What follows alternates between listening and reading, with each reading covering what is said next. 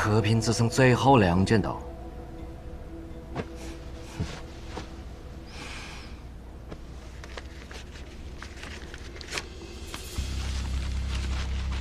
咱们的钱只够拍1只箱子，所以得借力打力。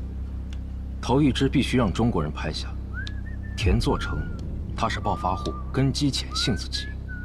他最怕别人不把他当回事，更受不了被人踩在头上。你们只要装成是南方来的烟土商，说话比他还横，钱撒得比他更猛。一旦他觉得自己地位被撼动，一定会急眼。我们必须确保由他拍得法宝箱之一。这样，等箱子运出北平，你们便可半路接下。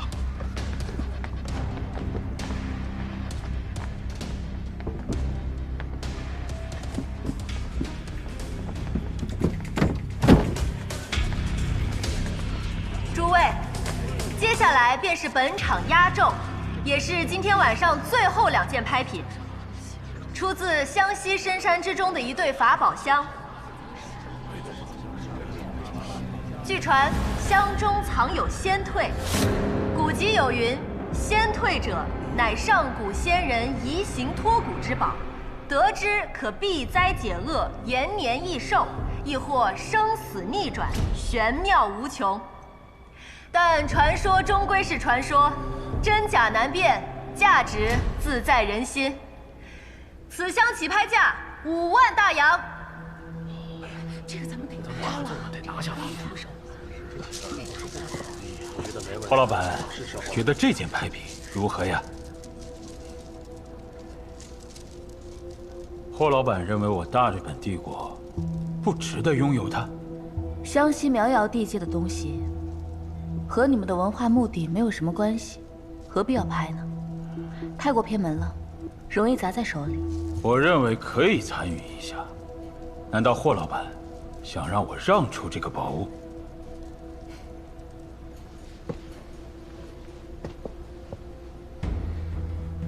你是不是有什么事瞒着我？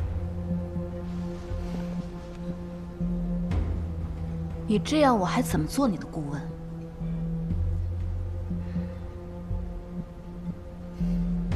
那就按你喜欢的拍吧。好啊。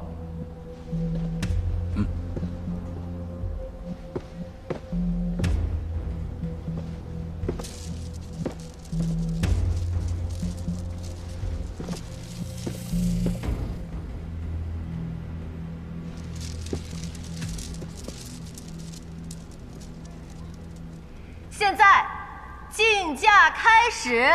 10万。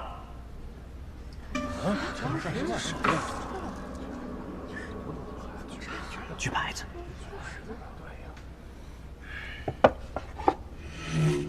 10万。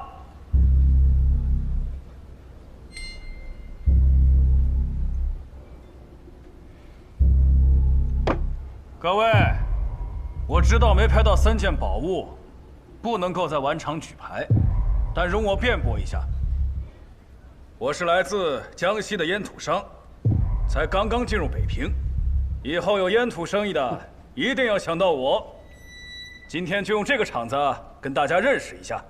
这个法宝箱我要定了，谁借我2件拍品，完事我把拍到的这件当利息送他。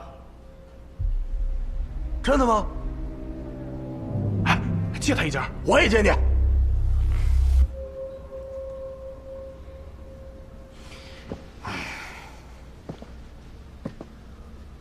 我们呀，资金充足，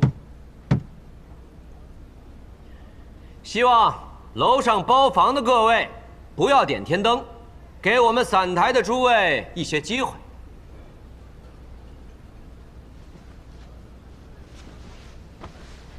哪来的瘪三呐？15万。2号包房出价15万。17万。1号包房出价17万。20万。13号桌出价20万。25万。1号包房出价25万。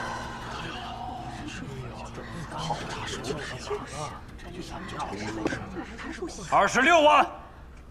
这位贵宾，您的资金已经到达上限，请问是不是要动用您箱子里的钱？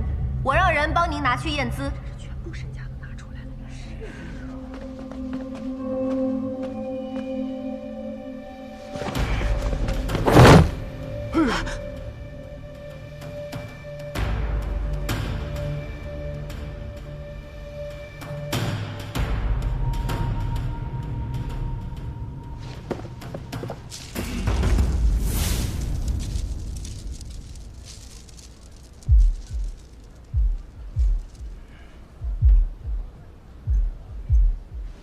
吃了我就不咳嗽了，感冒就好了。哎，我怕你想不起来，我贴在这儿提醒你啊，一天吃2片，早1片，晚1片，记得吃药啊。哈哈，又差点忘了，这个。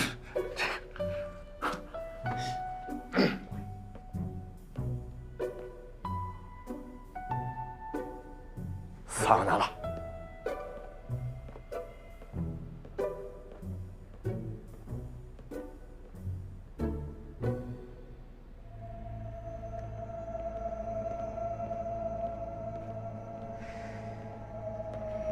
这个就是5大鬼货之一。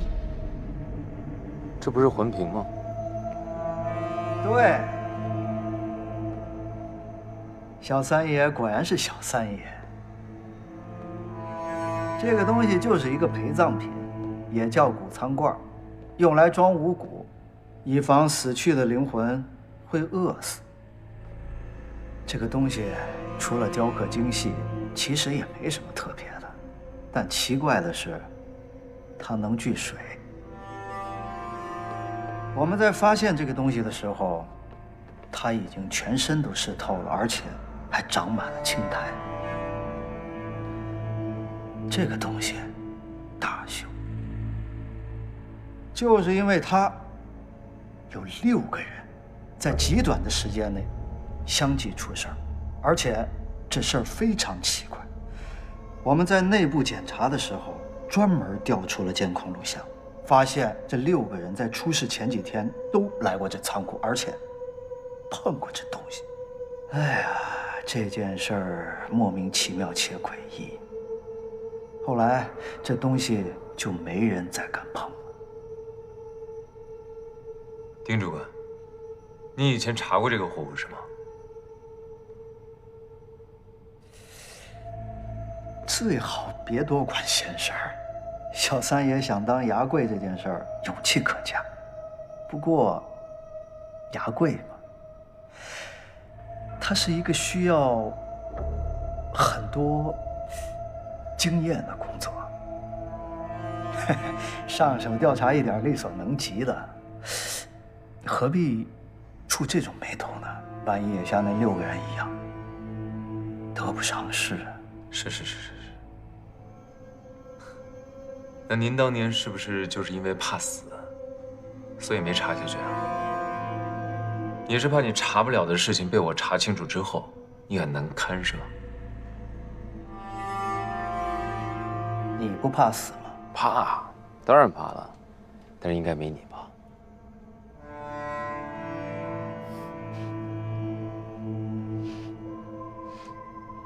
淘气。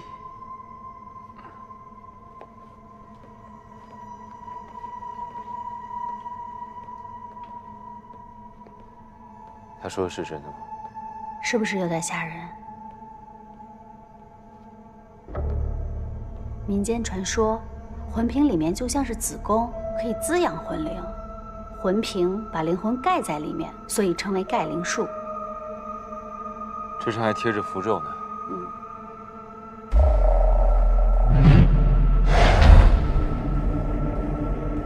哎，对了，这个魂瓶所有的相关资料，现在还有存档吗？档案室里面都有。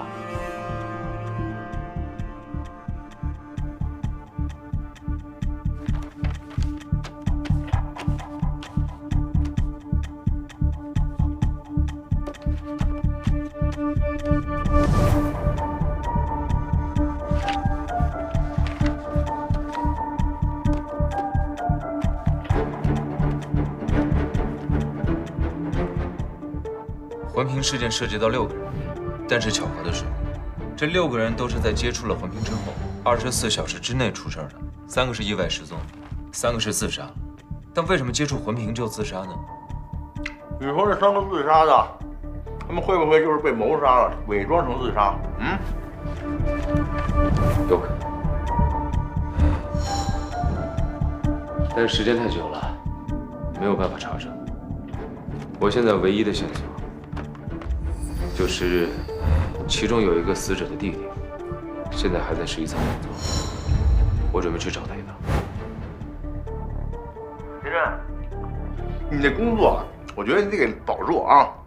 我觉得待遇不错啊，这够咱俩生活的。我跟你说，家里橘子快没了啊！男人需要有上进心。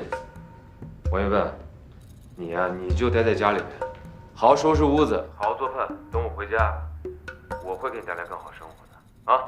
乖。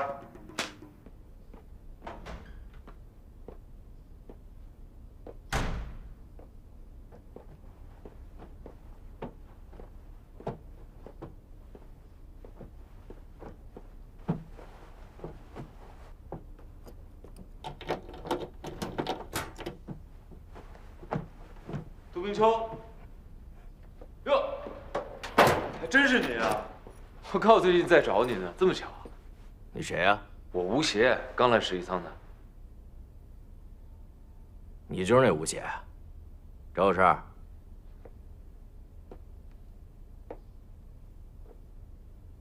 我最近在查环评的事情，想向你了解一下情况。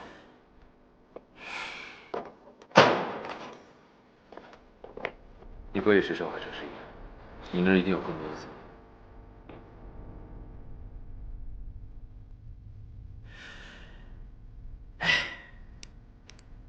以你这个级别，想问什么？不得先请我吃饭吗？不就是一顿饭吗？没问题啊。你问环评的事儿是想做牙柜吗？啊，牙柜那些棘手的鬼货，是你想做就能做的？还真是我想做就能做呀，这不是你们11仓的规矩吗？资料都在档案里呢，里面记着当时所能知道的一切。再说，这事已经过去那么久了，就算我真有什么遗漏，也忘了。另外，还有一件事，我不喜欢你，以后别来烦我。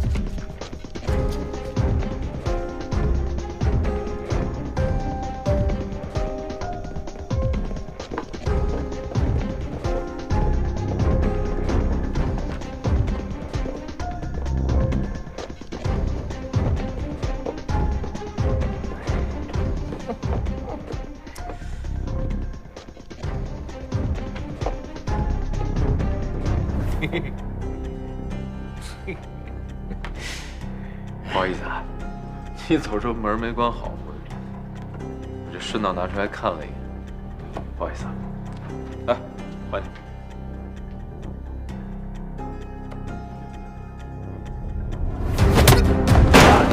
坐那！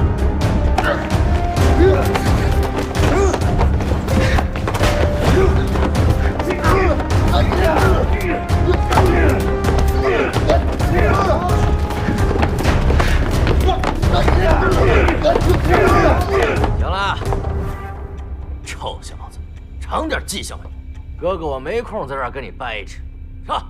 是。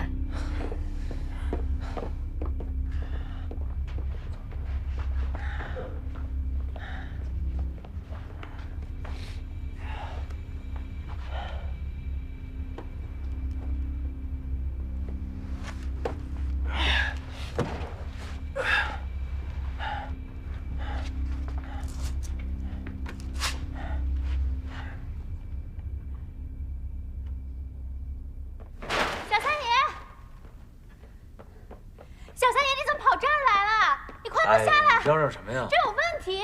哎呀，你放心吧，这里已经全部清洁过了，没问题。啊。哎，你怎么又受伤了？什么叫又受伤了呀？哎，我没什么事儿啊。反倒这个事件，我有了新的进展。魂瓶牵扯到的这些自杀事件中，我查到了有个服毒自杀的人叫杜明夏，他有一个双胞胎弟弟叫杜明秋，还在11舱工作。我去试探了他一下，发现了这个。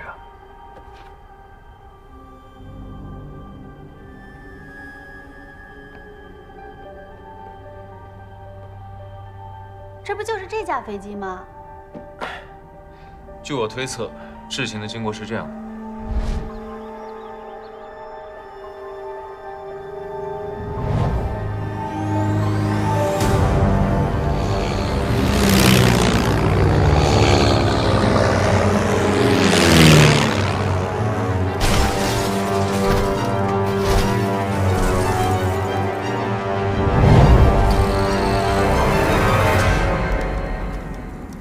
30年前，这架飞机在西南边境撞坏了，撞进了一座古墓里。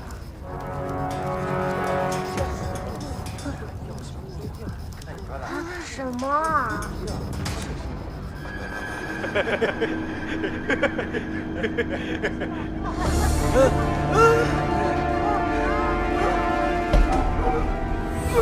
有人进去查看，可能出了事。后来11舱的管事接到任务，将整个现场连同整个飞机残骸全部都存进了11舱里。杜明夏和杜明秋这对双胞胎兄弟，当时不知道是出于什么原因，也被带回了11舱。可以的。这个推测的方向是不是正确的？我们现在可以去确认一下。这照片里的魂瓶，的确是仓库里的那一个。你怎么说的都跟真的似的？因为30年前，这个飞机的事故现场，我去了。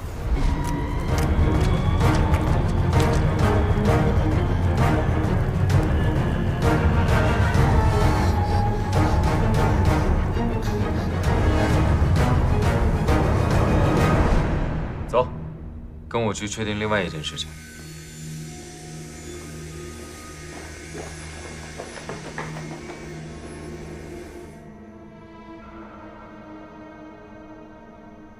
我之前就查清楚了，酒窖里的飞机和这里的魂瓶事件是同一时间发生的，而且这2个鬼户的背后，牵扯到特别多的人，时间也很久远。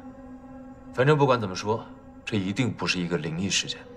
之前我们也是这么认为的，可是我们查了很久，那几个自杀的人，没有任何他杀的痕迹。如果不是灵异事件，他们怎么会自杀呢？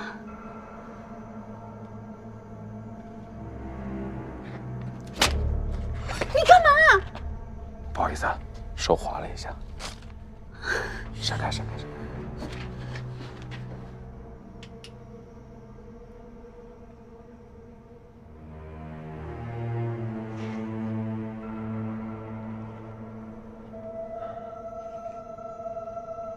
这是怎么回事？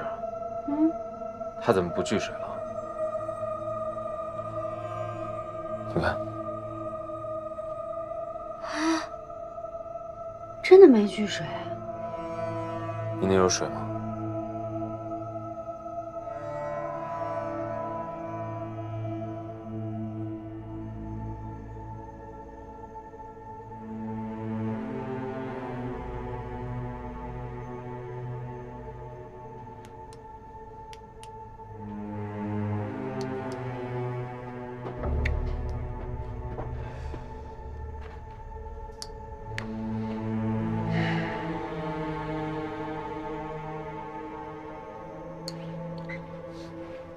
多长时间了？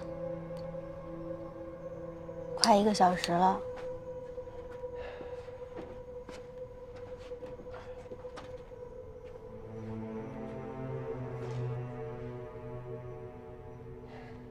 你看，这也太奇怪了吧？怎么一丁点水都没聚呢？之前我们可是一点水盐都不敢拿过来。哎，你干嘛？这个盖子能打开吗？不能上去，不能碰，拿着。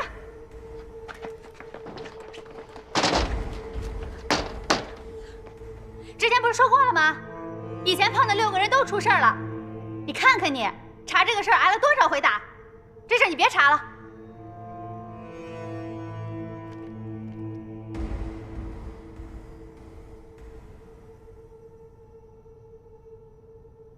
我这打可不是白挨的。走，我们先回去。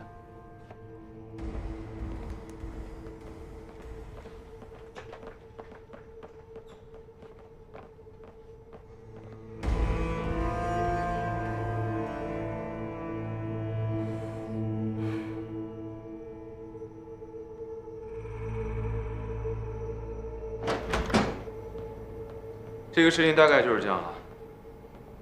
你不是号称推理肥王子吗？有什么想法？不敢当啊，不敢当小王子啊！天真，你受我的影响，你最近的这个推理的能力，我觉得也是大有长进啊。你跟我说的那个看法，我还是比较同意的。我觉得这个事情它就是人为的，但是呢，你现在要搞清楚这个飞机失事的时候到底发生了什么事情啊。再一个，你得知道这个双胞胎人家为什么被带回了试衣舱。你光凭几张照片你就让我给你答案，那我又不是神仙，对不对？我是福尔摩斯吗？我是名侦探柯南吗？对吧？我不是，但是我有一些爱因斯坦的基因，但是我也不能胡说八道。喂，什么声音啊？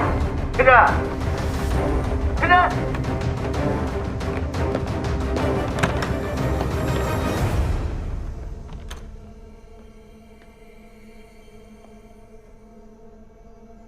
天真，这通着呢。天真，喂，胖子。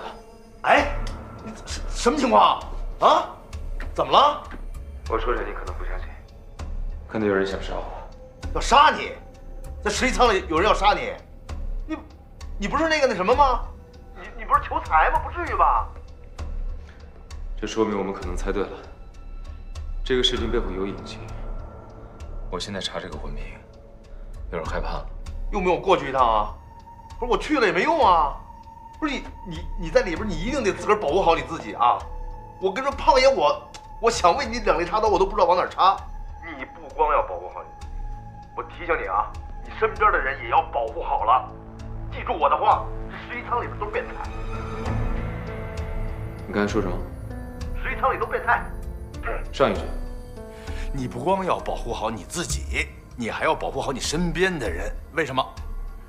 因为你看，你一查这魂瓶就出事儿，你身边的人就会认为这里边有隐情，所以这事儿就会蔓延开来，越闹越大，越闹越大，你就越来越危险。哎，对，喂，嘿，嗨。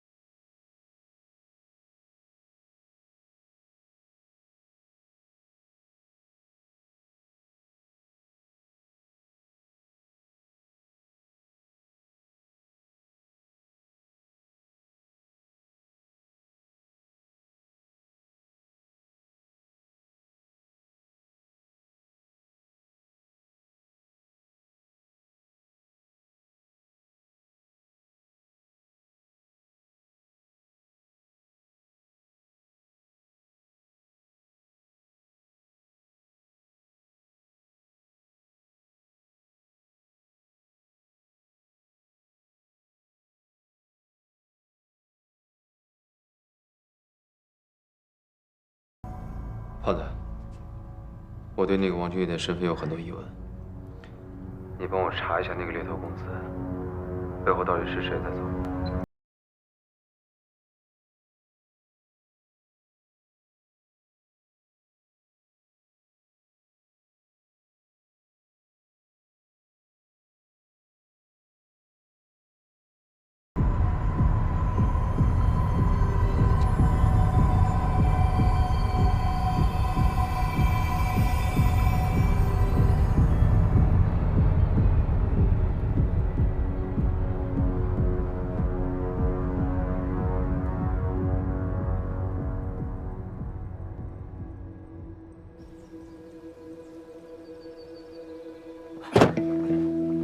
那边还有一枪啊！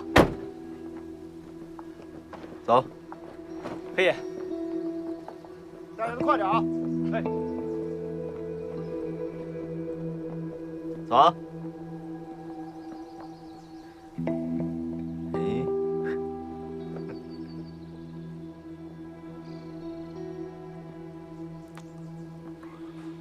这次怎么出发这么突然？一点准备都没有。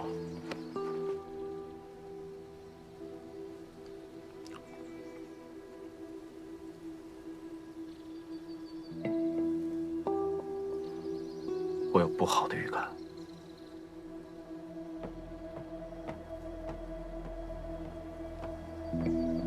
二叔，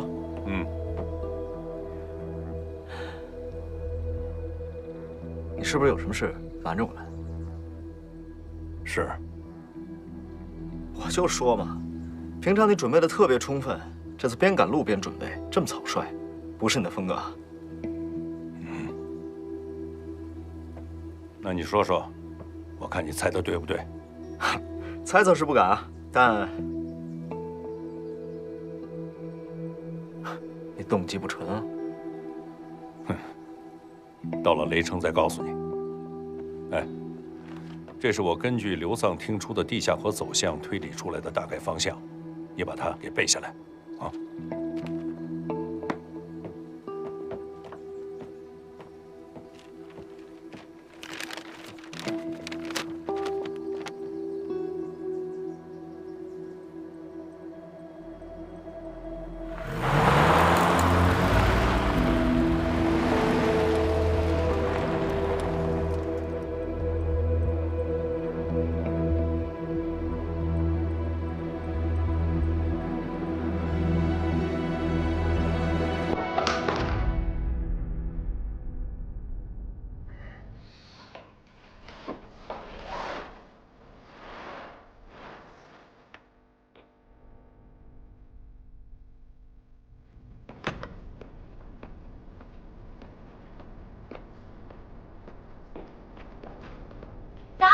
江大爷，早，睡得好吗？还不错。给你一瓶东方特饮，为了鼓励你戒烟，给你提提神。怎么还有字儿？你朋友送过来的，说对你的期望都写在这上了。小这批死胖子！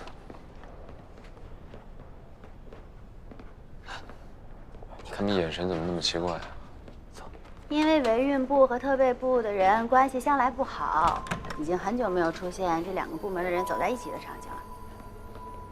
哦，我还被警告了呢，再跟你们特备部走这么近，我就会被降级了。那你们要是两个不同部门的人谈恋爱了？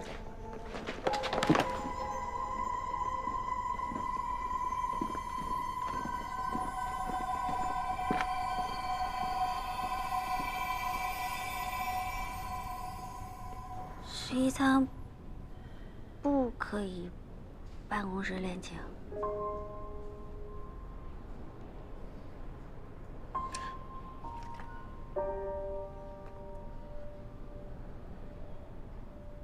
我买了点东西想给你送过去，你住哪个房间？你让宿管放在0321就行了。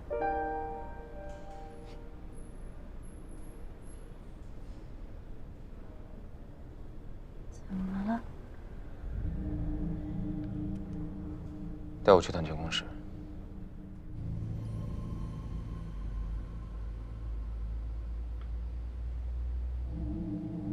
这个人人是谁啊？他昨天晚上想杀我。啊！你没事吧？我没事，但是昨天晚上太黑了，我没看清楚他长什么样，而且还让他跑了。你报警了吗？我没有证据，只备了案。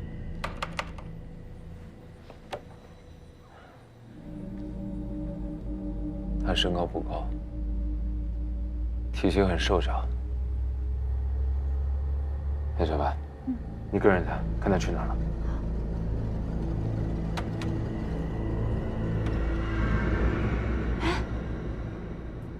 不见了。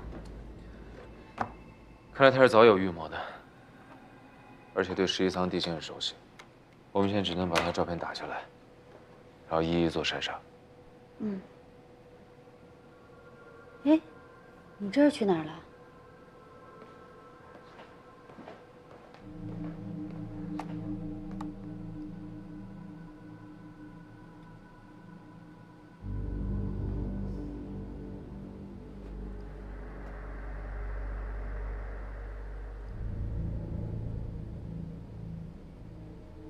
你住哪个房间？你让宿管放在0321就行了。你不会是怀疑我吧？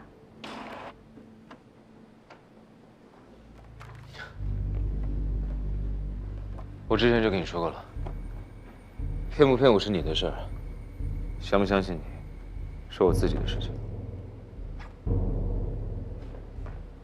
跟我走。干嘛？去了你就知道。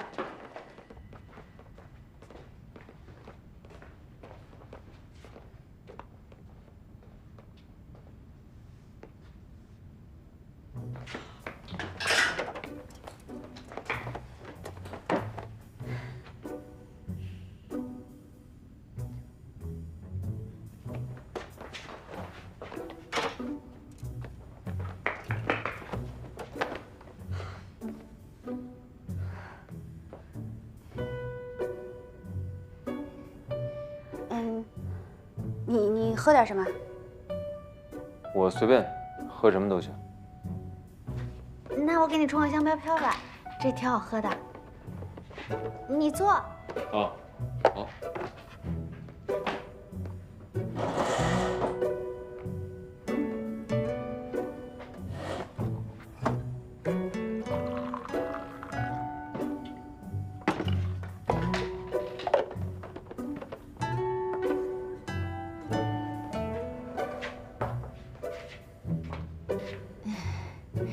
血管。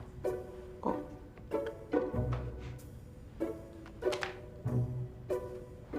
你住在这儿啊？对呀，这工作方便一些。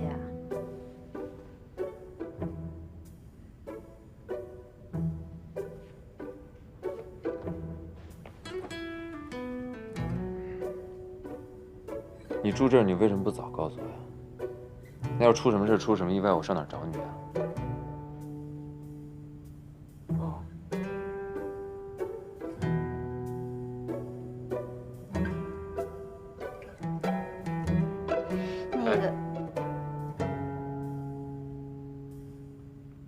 你说吧，小三爷。你先说。你先说。你先说。好吧。我觉得昨天袭击你那个人会不会是杜明秋啊？现在只有他有嫌疑。不管是不是，反正他一定是有所隐藏的。嗯。所以一会儿啊，我去找一趟他。小白，这件事情马上就会水落石出的。在这个期间，我们作为合作者，我们必须要相互信任。所有跟案件有关的事情，你必须毫无隐瞒地告诉我。没问题。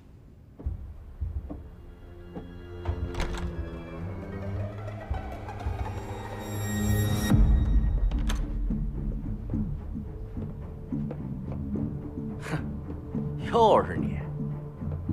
怎么了，小云三？找我单挑啊？啊？是不是上回挨揍没挨够啊？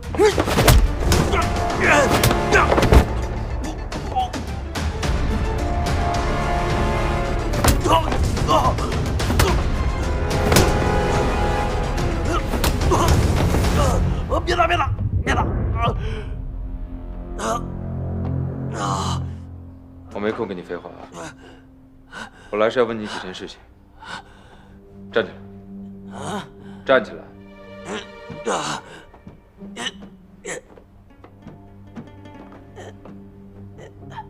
转过来。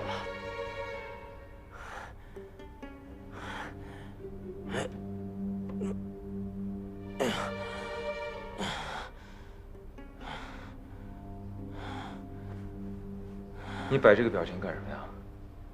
弄得我好像在欺负你。你到底要干嘛？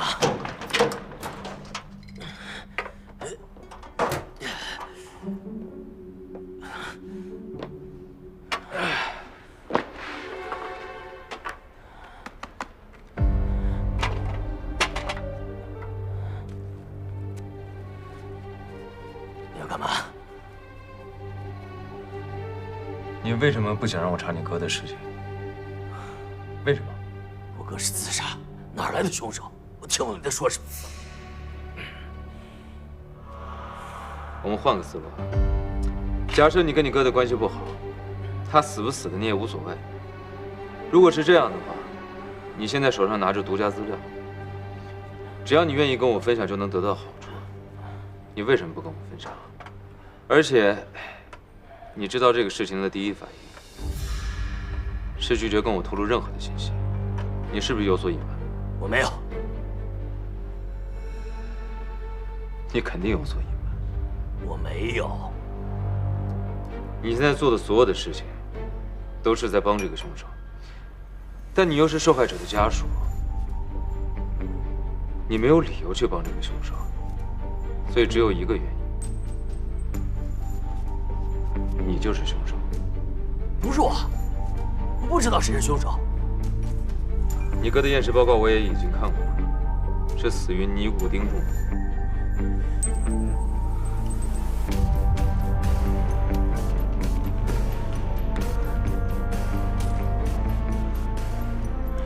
怎么样？感受一下。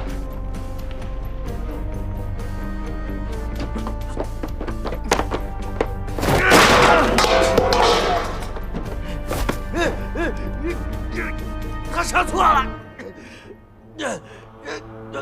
你说什么？死的人应该是我。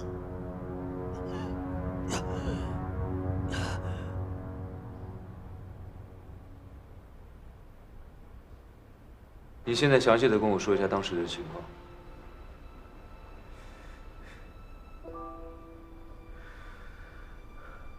我和我的哥哥都是被十一仓收养的，进这里的时候年纪都很小，受教育也在十一仓，这里就是我们的家，所以对这里的感情也不一样。从小我们就在十一仓里玩。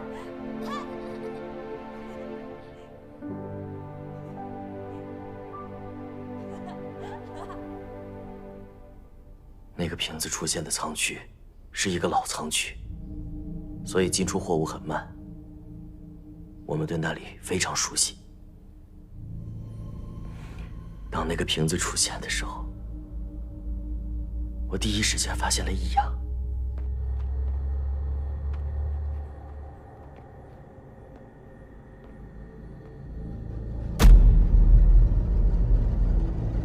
我的直觉告诉我，那个瓶子之前不在那个地方。于是我靠近去查看，我碰了一下，发现是湿的。那个瓶子正在往外不停地滴水，在死气沉沉、干燥的十一仓里显得格外显眼。我非常害怕，觉得这是个邪物，不过也没有太过于在意。之后，偶尔听说还有人看到过那个瓶子。我因为从小是被收养的，所以不太合群，也就没有参与过多的讨论。上次我就见过那瓶子，特别邪性，我看了就一眼。我突然看到里面有个小姑娘，好像在冲我笑，突然一披头散发的，看起来有点像女鬼的一个人。我正准备仔细看过去的时候，突然有2只手从里面伸了出来，当时我真的差点没吓尿了。我告诉你们啊，真的，你们以后看千万别盯着他一直看，那双眼睛，我现在想起来头皮都发麻。我跟你们说。之后就开始出事。当时查案的亚贵告诉我们，所有出事的人都碰过那个瓶子，他封死了瓶子，然后在11舱里继续调查，还有谁碰过这个瓶子。我因为太过懦弱，不敢承认，害怕自己会被关起来。可是我没有想到的是，没过多久，我的哥哥居然死在了我自己的房间里。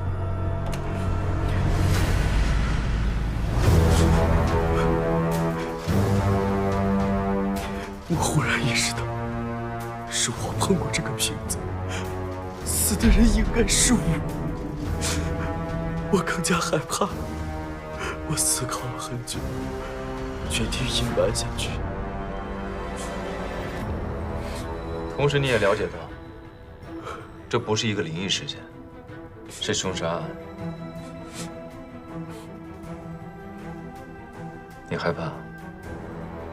害怕凶手知道自己杀错了之后，会回来找你，所以你隐瞒，不报警。我今天去见过杜明秋了，他跟我说，当时触碰魂瓶的人其实是他，而死的人却是他的双胞胎哥哥杜明夏。他给我详细的讲解了一下当时的事情经过，我现在更加确定了，魂瓶事件中的人绝不可能死于意外，更不是什么诅咒，而是被谋杀。因为只有人才有可能认祖成功。那我明早就去报案。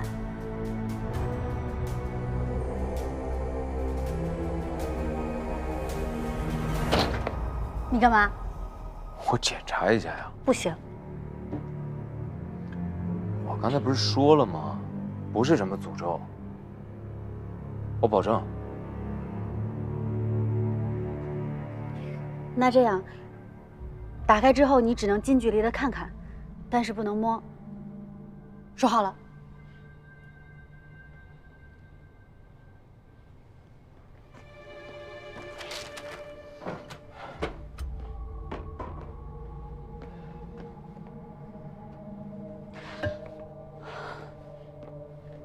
你怎么说话不算数呢？